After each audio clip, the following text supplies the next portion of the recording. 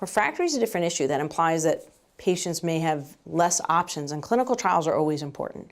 So, I mean, to be fair, they're important whether you're relapsed, they're important in frontline. For rare diseases, if you can be part of a clinical trial that may look at an agent, it may not even be a new agent, it might be just the fact that we have an agent that is really has outstanding responses, and now we're looking at it head-to-head with therapies that we now consider more standard. So being part of a clinical trial in CLL, I think, is very important. It gives opportunities for patients who have had lots of these therapies, whether they were on clinical trials or not on clinical trials, to be part of new drugs that are coming out there that look promising. So for sure, for patients who there are less options available, that's certainly something to consider.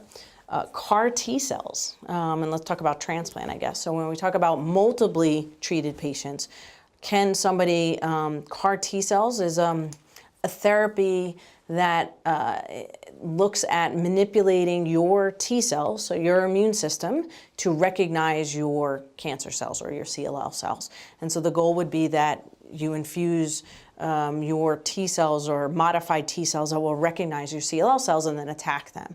Great. I mean, in theory, this is great, right? So if you think of it like a vaccine, if you can, you're getting the flu shot, the goal is so that you'll mount antibodies that will prevent you from getting the flu. So this is, how do we mount our immune system to attack our cancer cells, okay? So this has been approved in acute leukemia, specifically ALL, or acute lymphoblastic leukemia, and recently now approved in relapsed diffuse large cell lymphoma patients. So it is not yet approved in CLL, but there are clinical trials running in CLL.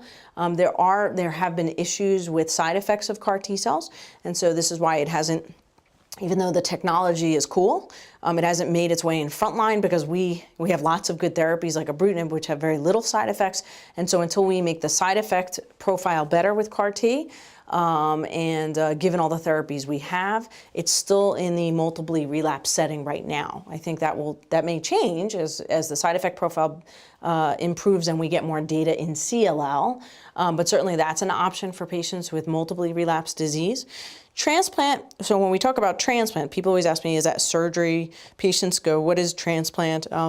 It is not transplant when you think of like an organ donation, so a kidney transplant or a liver transplant where there's surgery involved. This is literally receiving a blood transfusion, very simplistically, of course, but receiving someone else's cells so that they engraft in your bone marrow, hopefully with their cells, and take away your leukemia. Now, you do get chemotherapy with this. So the goal is to have you have very little CLL to begin with, if possible, because the less CLL that you have in your bone marrow, the more likelihood that the donor cells, someone else's cells, will engraft in your marrow and hopefully will get rid of any residual leukemia cells. So that's simplistically what a transplant is. Now, the problem we have in transplant is that the median age of CLL is an older patient population, so the median age is 72, and so there are side effects with transplants, including what they call graft versus host disease. So there's, remember, two immune systems, and they may fight each other, and so there's more different types of side effects with transplant than there is with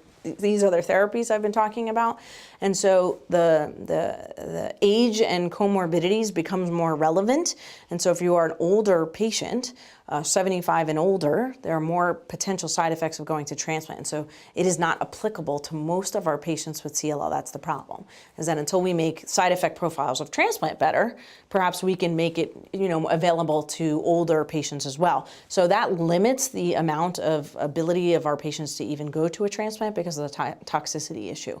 So we do still use transplant. So patients who are younger and may have features to their disease that are more adverse and they're already starting to relapse on certain therapies, we will take our younger folks potentially to transplant because of those reasons. But when you talk about in the grand scheme of multiple therapies, it probably falls further down because of those issues and our inability to treat the older patient populations, without too many side effects. So those are some, but there's a whole bunch of novel therapies that are being looked at, including combinations with ibrutinib or combinations with these B-cell receptor agents, combinations with the BCL2 inhibitors. So there's lots of